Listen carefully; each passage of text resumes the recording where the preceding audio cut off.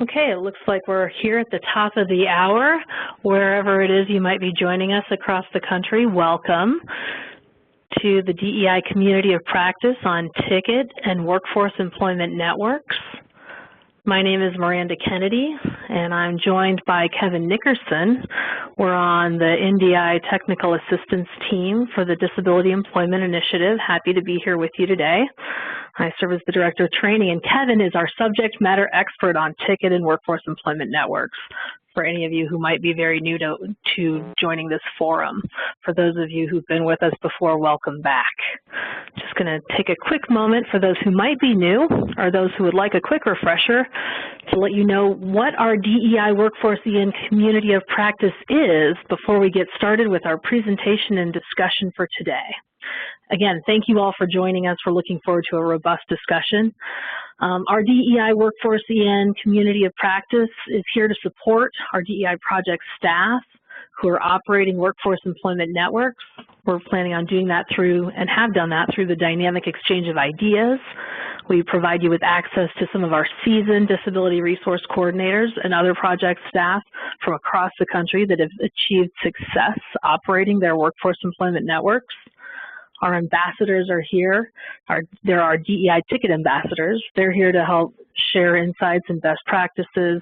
They serve as speakers on our meetings, which are occurring every other month. They kick off our discussion with a presentation on an aspect of workforce EN operations and practices that have led to meaningful and sustainable employment outcomes for ticket holders. We utilize the experience of this group, and our goal here is to support and increase open dialogue and the exchange of ideas around issues that you might be facing and strategies to help improve your workforce EN and the services they provide within the job centers. So with that, who are our DEI ticket ambassadors? We have 10 individuals in this role from across the country. They're available to support all of you. Our ambassadors include disability resource coordinators as well as other DEI project staff at the state or local level. This includes, in some cases, state-level EN administrators, so we have a nice range of folks with different experiences that they're bringing to the tables. And our DEI ticket ambassadors have been operating workforce ENs across the country. They've got proven experience. They've assisted SSA beneficiaries in achieving successful employment outcomes, and they've certainly tackled a lot of the complex tasks of EN administration.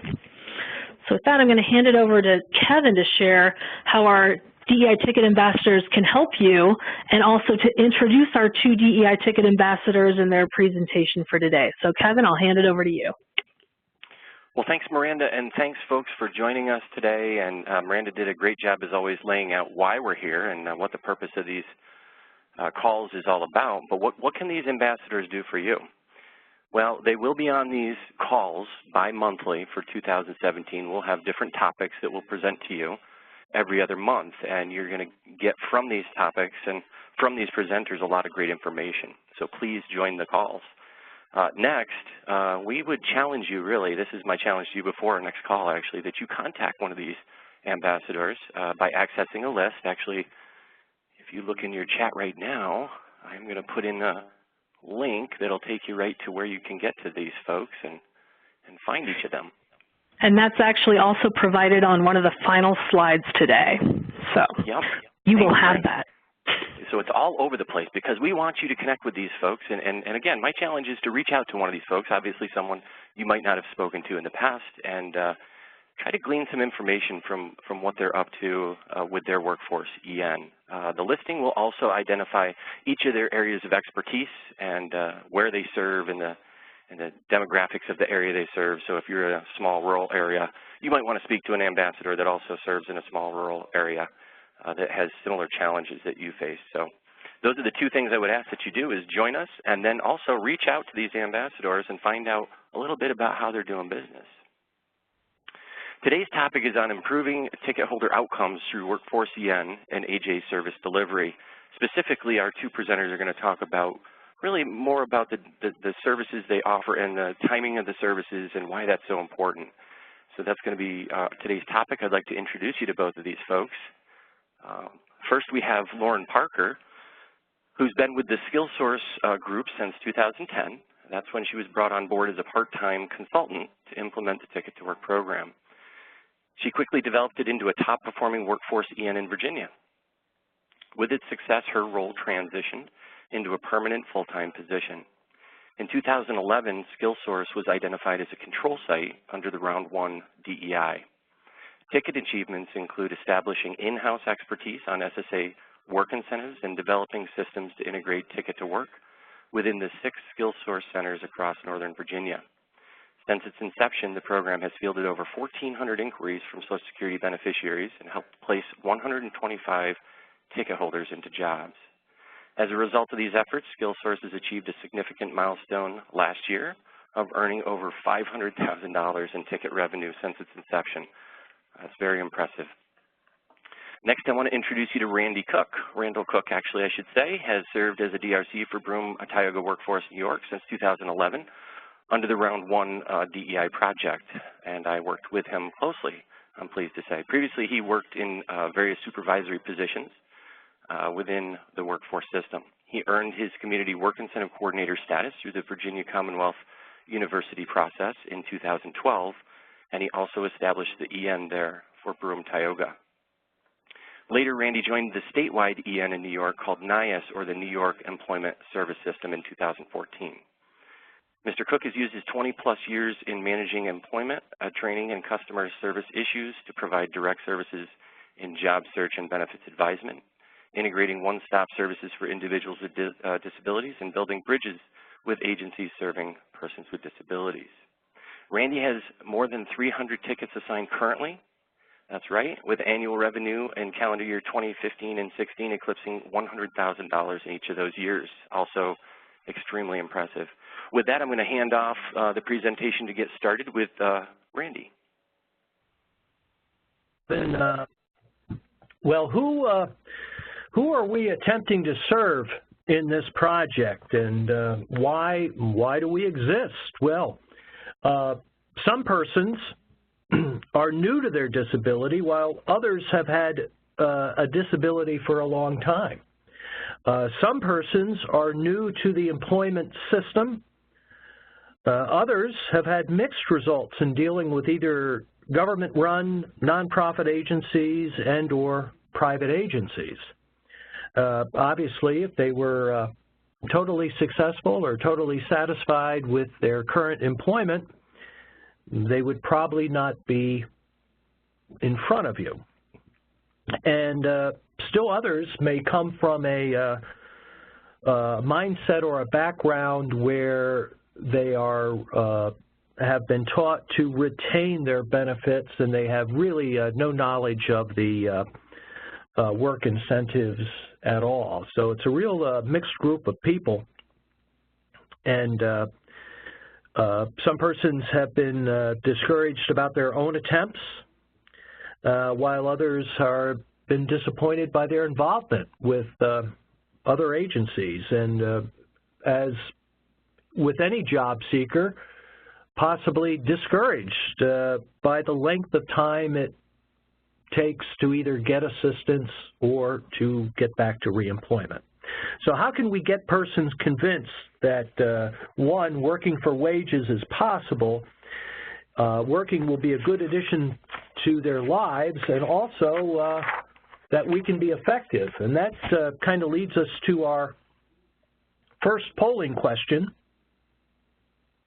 We're wondering from the group, has a delay or gap in services ever cost your workforce EN a ticket assignment? The choices are yes, no, or I'm not sure.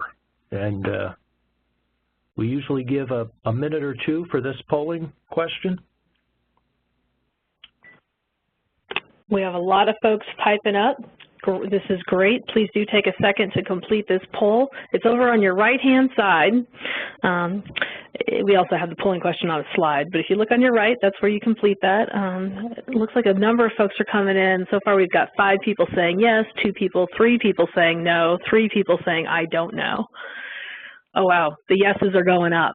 So, yeah, 7, 8 yeses. we've still got a couple folks in progress with putting their answers in. Okay, it's looking like 9 people are saying yes, 3 saying no, 3 saying I don't know. We've got a number of folks who haven't answered, but let's go ahead and close out that poll. That'll take a couple seconds, that you can move forward the slides there. And thank you everybody for taking a second to answer that poll. Okay, that's me. So I'm also a definite yes to that last polling question, but that's what we're here today to talk about. So the strategy is using your service delivery model as your method for improving your outcomes. The overarching theme you're going to see throughout our presentation is flexibility. So you want to be flexible in your processes and flexible in the way you approach your customers. But starting out with that first bullet, timing of services. So how long does it take a beneficiary to go through their initial inquiry to intake? Or more to the point, how quickly can someone meet with you? What paperwork or steps do they have to complete? Is it a lot? Is it not enough? Is it enough to help you understand your beneficiary? Is it too much? Who else do they need to meet with?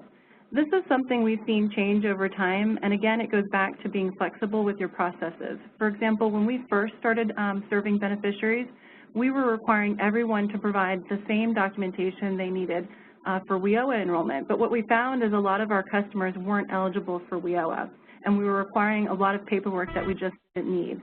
So recognizing when you need to change a process and then having the flexibility to do so is important.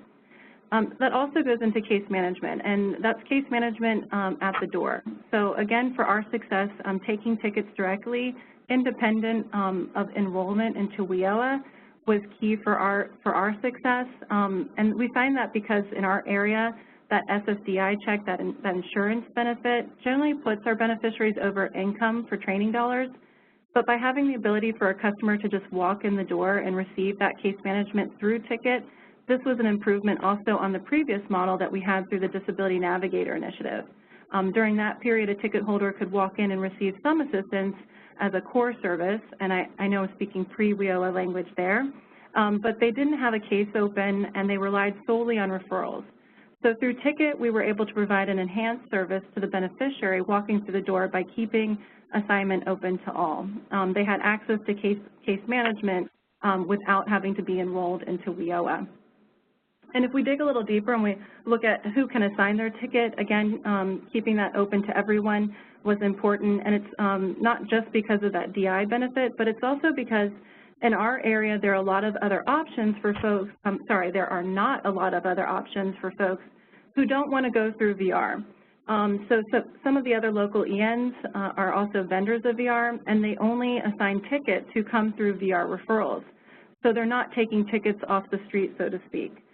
We've also found that most of our ticket customers have learned about the AJCs by calling us for our services, and we've ended up introducing them to the public workforce system. Whereas I know most of Randy's referrals are from partner agencies looking for benefits advisement or job search assistance. He also gets a lot of walk-ins and other referrals from in-house staff. So the point really is understanding your local ticket environment and knowing what other choices your ticket customers have or don't have that's important. And you'll notice depending on your model and your location, that can look different as it does for Randy and I. The second bullet there is go to the beneficiary, and it's exactly that.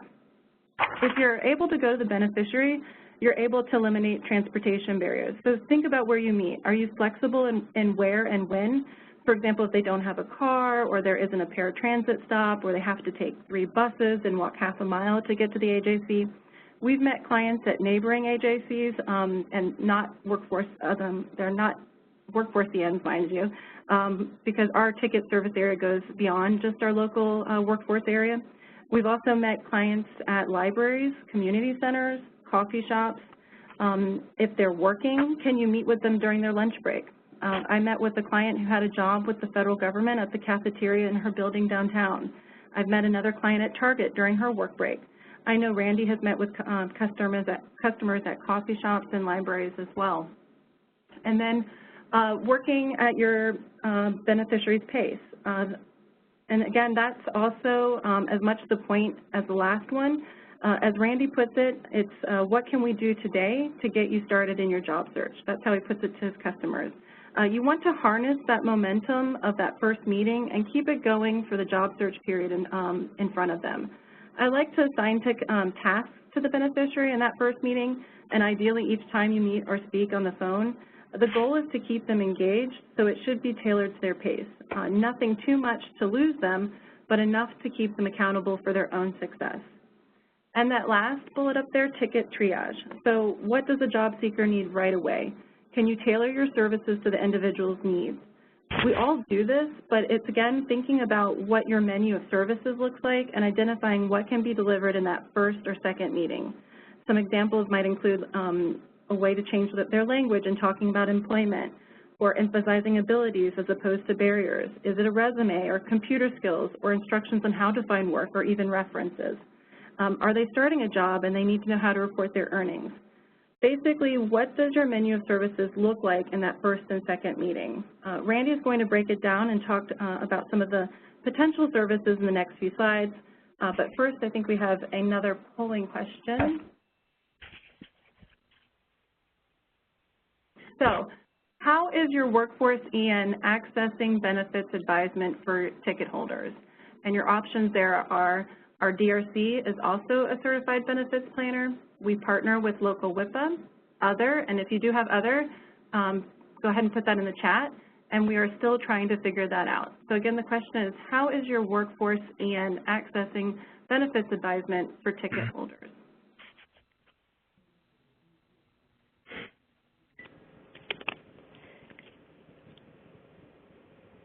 We've got a lot of folks who are in progress, which is great. It's looking like we've got a decent number who are certified benefits planners, and the next up it would be partnering with local WIPA, and we've got a couple others, or even one, we're still trying to figure that out, who might be one of our new projects. So yeah, currently where we're at is 9 folks coming in with A. DRC is also a certified benefits planner. 5 coming in with partnering with the local WIPA, 2 with other, and 1 was still trying to figure that out. We'd definitely be interested, if you could, those folks who are saying other, let us know what that other is. As Lauren mentioned, put that in the chat. I'm going to go ahead and close out the poll.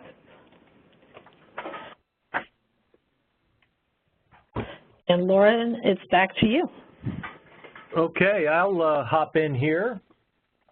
So what type of services can be provided to the customer? Well, obviously, benefits advisement, and this is something, how many places can your customer go for benefits advisement? There's only a limited amount of benefits advisement that I'm aware of at the Social Security office. So once you are a benefits certified and you have your training, this is something that you can really hang your hat on to provide services. Because, you know, the customer might be thinking that wages would cause more problems than solutions. That might be something they're getting from their friends and colleagues. Certainly job search. You might run into an experienced job seeker in your population, but more often than not, there are people who really don't know a lot about job search, and getting them on the right path is so key. And conversely, is the customer making fatal mistakes in looking for work? Are they telling you all the detail about their disability, much like they're telling the employers? Telling you the information is probably a good thing to give you the detail, but telling the employers most likely can be really self-defeating. And can the customer access other partners in your community for vital services such as training and job coaching? So partnering is so important. So we'll just turn over to benefits advisement for a bit. the next slide. And, counseling a Social Security disability recipient is so much different than counseling a SSI recipient. And then certainly when someone is receiving both, that kind of adds to the detail. So how much does your customer, find out how much they know about what happens when they've either gone back to work or what happens when they would go back to work about their benefit, and then fill in some of the blanks to them. And of course, the most important thing to tell a beneficiary is to report their earnings. This is so important. In my training, they said if we went out and did nothing else but convinced everybody to report their earnings, we would be providing a valuable public service. Also, as you get more experienced in this, persons who are unsure of their benefit or unsure how to word their benefit, you can really get some clues from how they describe their benefit, what benefit it is, either by the amount and certainly when they are receiving it. And certainly, just in that first meeting, if you need to hedge some of your advice, hold back a little because there are some unknowns. That's something you have to do because,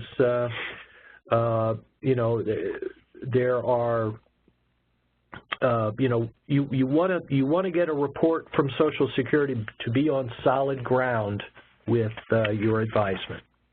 Next slide.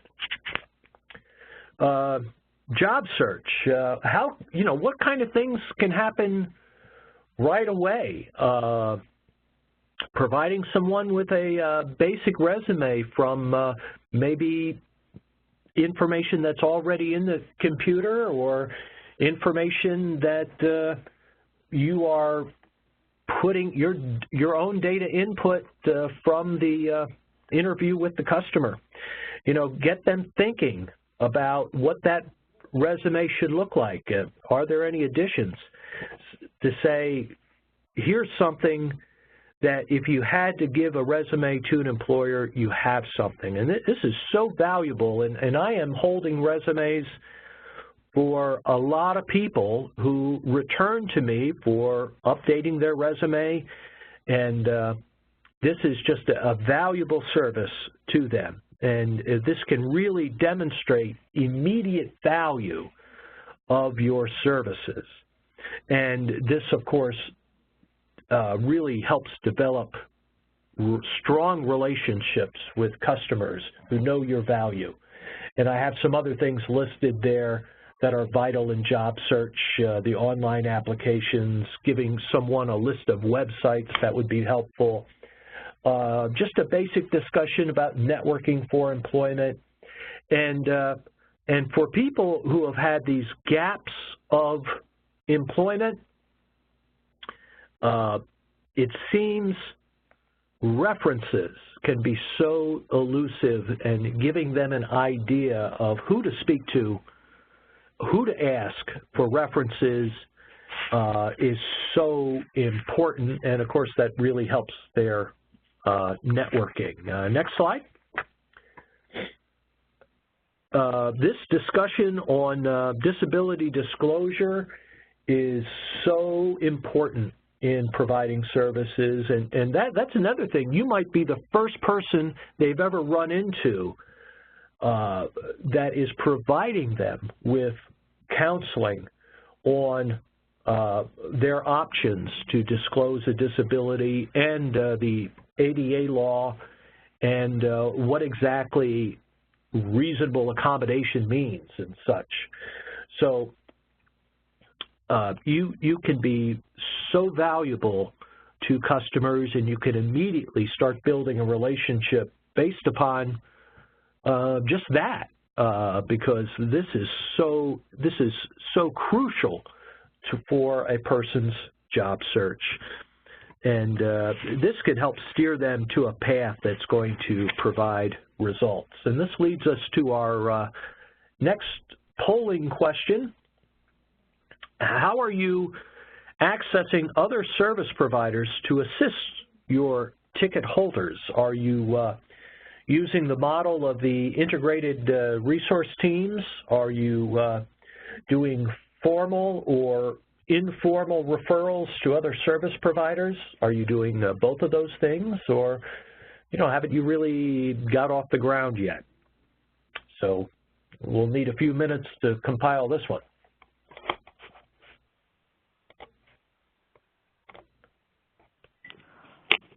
We have a lot of folks chiming in saying they're doing both, and we have someone coming in saying referrals to other service providers. Okay. We've got a few people who are still in progress filling this out. Thank you for taking a moment to do this, everyone. It is helpful for us. These are anonymous answers. Okay, we've got just a couple more people who are still in progress. Let's give them a second to finish theirs.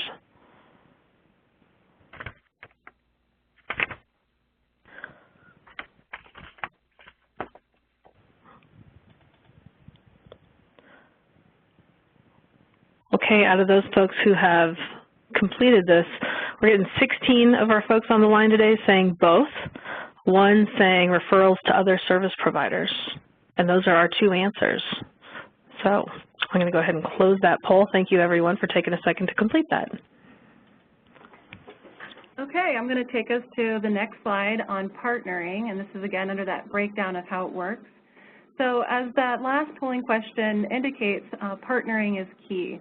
And as you've may have realized, that Randy and our two different EN models are set up quite differently, and that will definitely impact the way in which you partner, but it doesn't diminish the importance of partnering. And so looking at that first bullet, what is your relationship with VR? Have you checked for their eligibility? And this is more true for Randy, as he can have folks dual enrolled in both Ticket and VR through their statewide system.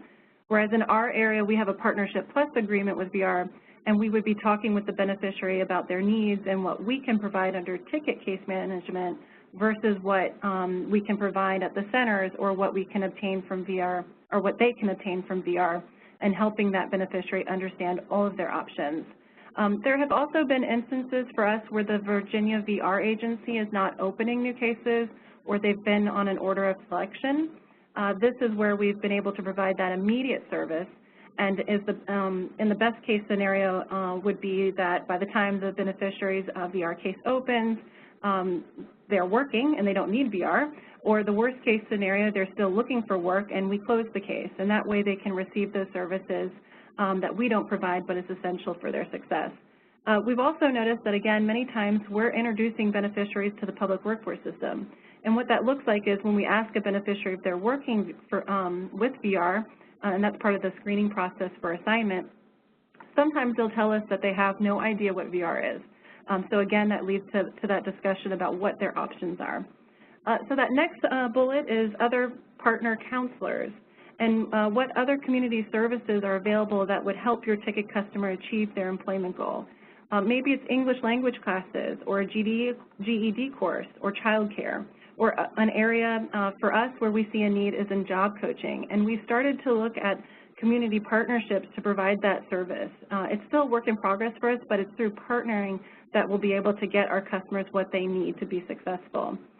Also, job search workshops and short-term training programs. What services are available right there in your centers for your ticket clients? Do they need help registering for a workshop? Are they confused by the enrollment process for WIOA? Helping beneficiaries navigate other workforce services is an important part of what we do, and I think this is true regardless of what your workforce EN model looks like. And last, what additional services are needed that can be accomplished in a second appointment? So going back to that list of needs and prioritizing with the client what are most pertinent and immediate, and making sure that that second meeting is set before you part ways on day one. So really, partnering is about building and leveraging relationships. You can't grow your EN and improve your outcomes without finding ways to partner, and it looks like all of you are quite well aware of that based on those polling questions. We were really deliberate in our wording here. We didn't want to use referrals. We decided to use partnering, and for a reason. One example of partnering is a good example of partnering is one of my first day on the job. I had a client who came in, and I was all ready to meet with him. I knew how to review his resume, address the gap in employment, discuss networking and disclosure, and look at LMI data. I was ready. I had it all. But of course, his first question was how will work impact his benefits, and I had no idea. It was crucial that I find the answer and get him the information that would remove this first roadblock to work. And that led to a partnership with our local WIPA organization. So already on day one, I was reaching out to develop a partnership, which clearly all of you are doing as well. And that's the main point. Instead of just printing off their flyer and referring him to contact them, I reached out to the local WIPA agency. I talked to the CWIC there. I arranged a meeting for the three of us to come together. And that turned out to be the foundation of what became a very strong partnership with our local WIPA, and one that led to further opportunities even from them for our own training. So the great thing about partnerships is that good ones tend to be a win-win-win. And that's good for you, that's good for the partnering agency, and that's good for the customer. And as our ticket numbers grow, so have our partnerships, and so will yours. And that takes us to our last slide, outcomes. And this is the exciting part, right? This is what we're all trying to achieve. So outcomes for the ticket holders, a seamless access to employment supports and services. So think back to that VR and WIOA partnership or that WIPA partnership that I just spoke about, and making sure that everything is seamless for the customer. And that gets back to the very active partnering versus referring. So you're building those relationships to create a seamless system for your customer. And that next bullet is achieving quality employment outcomes and increased self-sufficiency. And when you're able to provide that needed service immediately, you're going to see an increase in numbers, in reputation, in job placements, and down the road, you'll know it will have led to self-sufficiency through your outcome payments as your ticket holders exit benefits. And that's a really exciting time, that moment your first beneficiary has been terminated from benefits due to work. And it's probably the only time that you're going to be able to use the word terminated and be excited about it. But also there are outcomes for the workforce as well. So you'll see increased ticket assignments, and that's because you'll build a reputation as a place where people can get the help that they need, and they can get that help right away.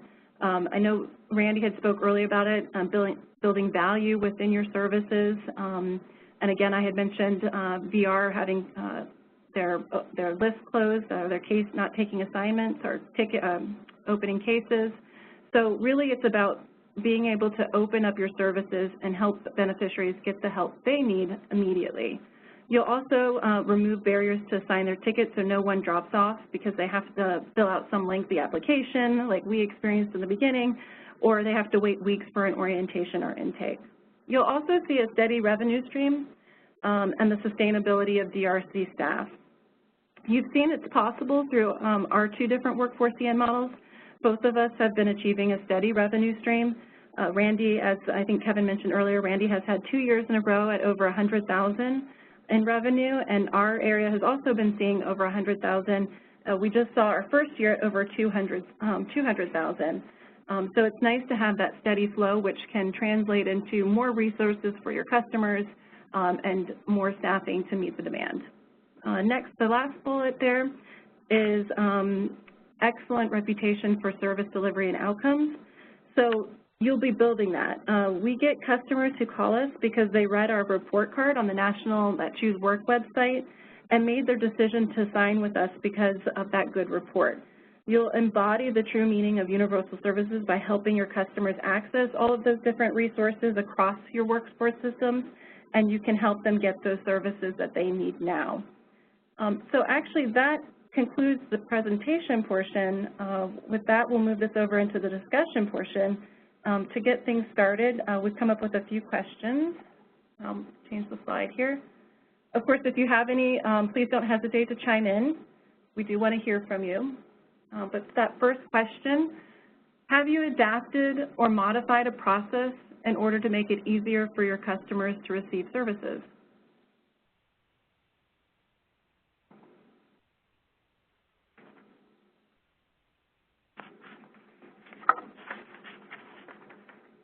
It looks like we have someone on the line. I'm going to go ahead and unmute Bambi Nakamura, if you'd let us know where you're calling in from today, which DEI project you're with, and what your comments are about this. Hi, I'm calling from Honolulu. I'm with Hawaii WorkLinks, Oahu WorkLinks, and Hawaii Work Hawaii. It's all backwards. So yeah, I was wanting to do exactly all of that, which is pool resources. Okay, and on where we're at, all the ENs are not a true one-stop. They do not provide all the resources that a client could possibly need, except for the state agency, the VR. However, they're not able to really take on the entire load, and that's not the point of it anyway, is it, for it to be all in one area, right? So all of aside from the state EN, the rest of the ENs can provide partial.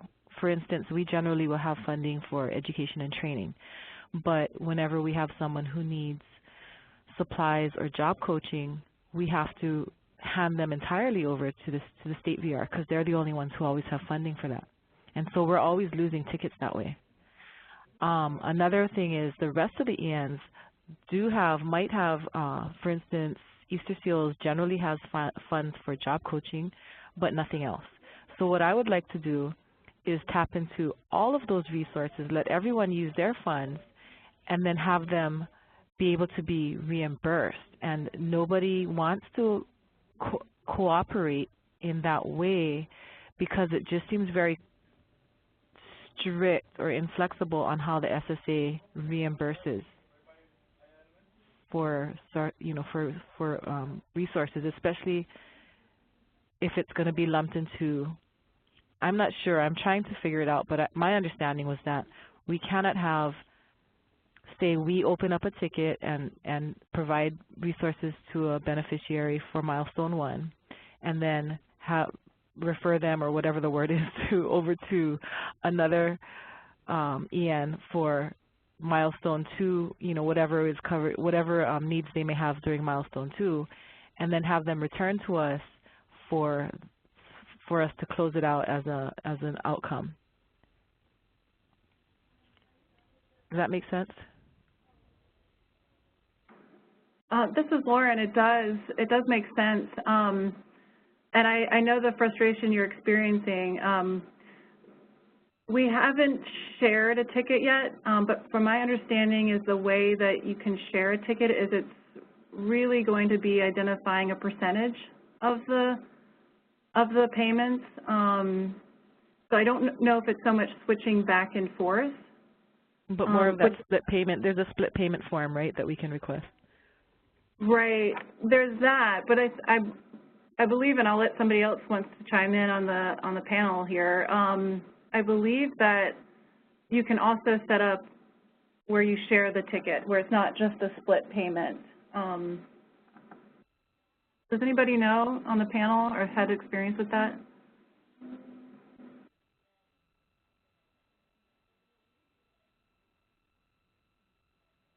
No. I'm not hearing anybody else.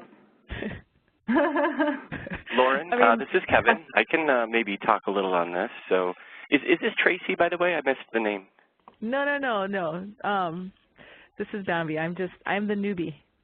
Okay. Well, we like newbies here, too. This is the perfect place to land.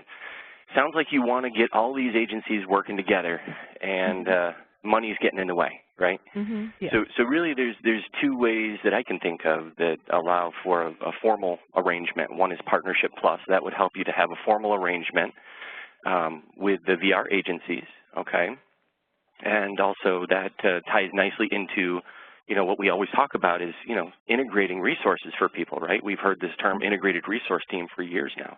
That's how one way we can have sort of a formal arrangement, also a practical arrangement, bringing partners together, okay? Mm-hmm.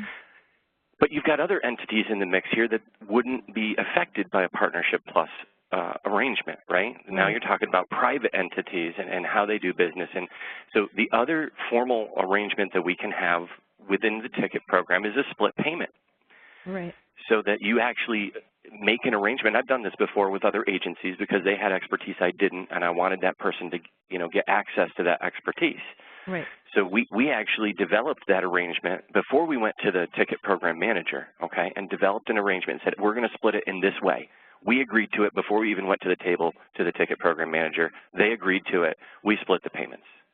So those are a couple of formalized ways that we have to do this. Now, outside of those arrangements, you could also have other agreements locally. And we've done that before, too, where you have different arrangements with different agencies and you formalize it in an agreement. So, but I think all of these things come back to relationships, and both Lauren and Randy spoke of this and have been building those relationships for years. This is why they're expanding what they're doing. They have more partners. They have better relationships now with people. All those partners understand that what they're trying to accomplish affects what's best for the customer, and that's all framed around that.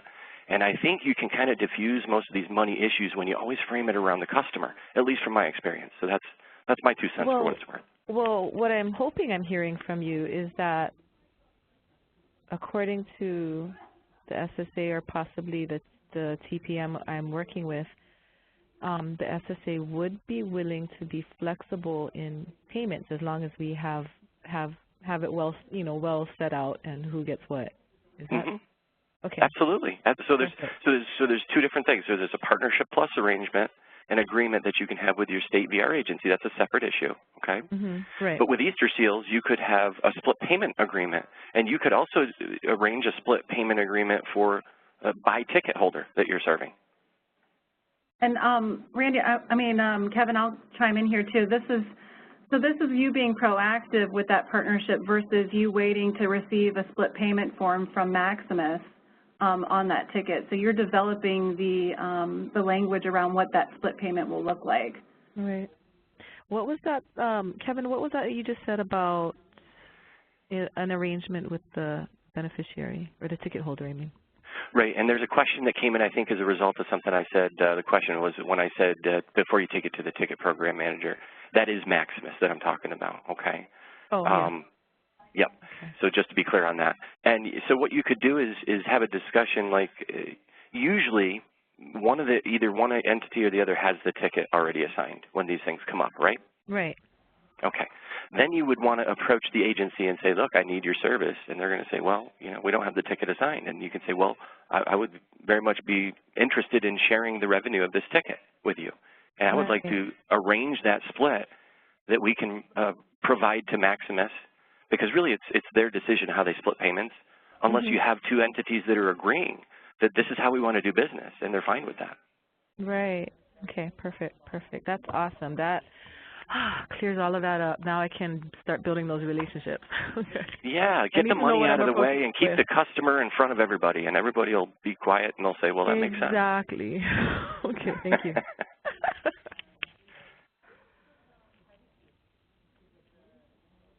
I'm done.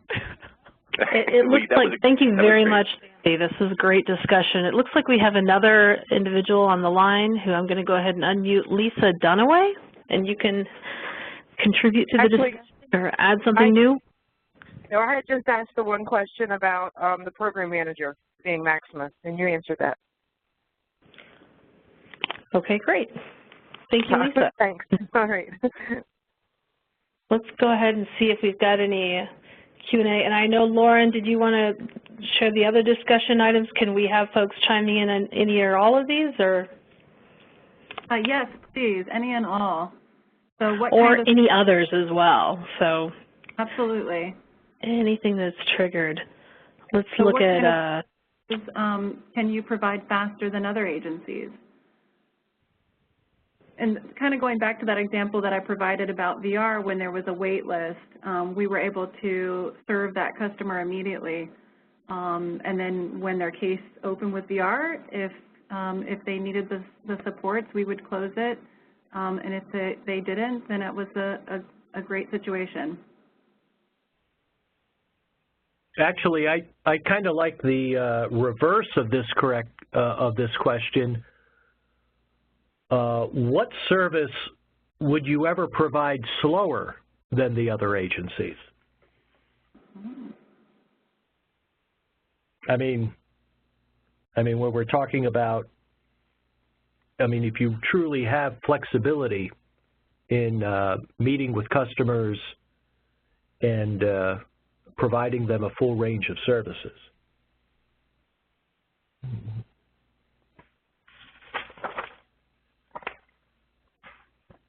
It's a rhetorical question.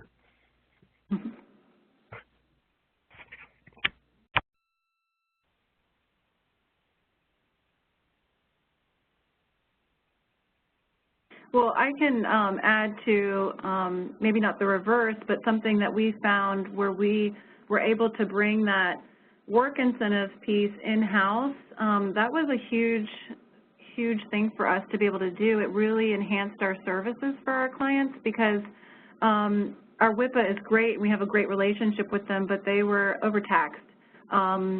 We would refer folks, and it would take a while for them to get the information they needed. So through our relationship with our VR and through our WIPA, we were able to get that training through both Cornell and VCU to bring that in-house.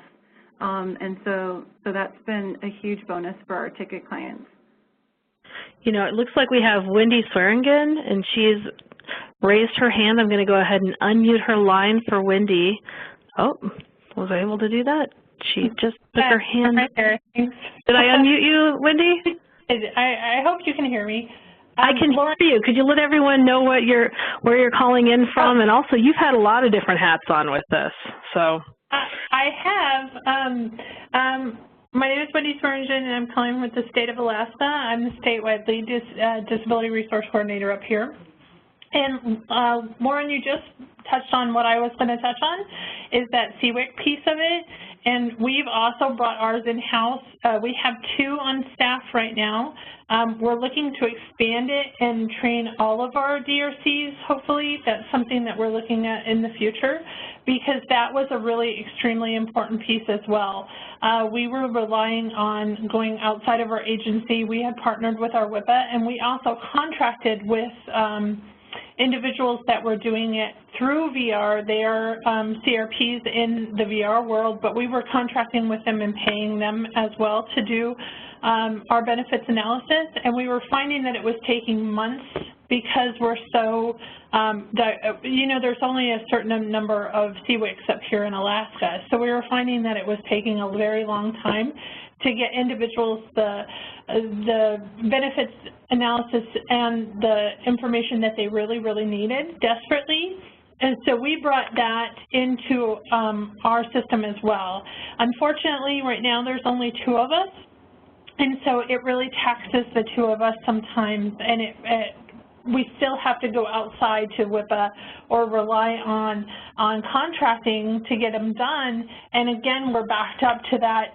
Do we do it and it takes us a couple months, or do we contract and it takes them a couple months? So we have to weigh our options there too. So that's something that is extremely, it's a decision that needs to be made within your own agency, but it's one that is for us, it was one that was very, very beneficial. Great, absolutely. I mean, it sounds like we're doing some of the very similar things, because we've just trained 3 WIOA case managers through the Cornell training, and we have a meeting next week with them to kind of kick off their role within our skill source centers. We've got 6 in our region. And we're a little bit different in the fact that I work for the nonprofit, which is the Workforce EN on record, but we have a one-stop operator. So I'm not technically in the one-stops, but I go and kind of roam around and meet with clients at the one-stop. So being able to get 3 of the WIOA case managers trained is really exciting for us. So even to develop that further. Absolutely. Now, the other thing is we don't provide, so we do the basic work incentives, and we can answer questions for our clients, and we provide an overview. We don't do full benefits summaries and our analysis for everyone unless we feel like they need it. So that's been able to free up some of our time. I can totally imagine and understand if you're if that's part of your service delivery that you're doing for everyone, that would take a lot of time to do. So I can appreciate that for sure. We do the same. We partner with some different entities, including VR, and we will give somebody an overview and a more in-depth overview depending on what they need, but we do not write benefits analysis unless they are a ticket holder and it's clients that we are working with and they need them. So we do analyze whether they are going to need them, and it is the ones that are on our caseload. So if they are somebody that is not on our caseload, we don't feel that they are a ticket person, we will refer them to WIPA or to one of our other service providers that we use. But the individual, Renee, who is our other CWIC, and myself, will look at their benefits and give them an overview.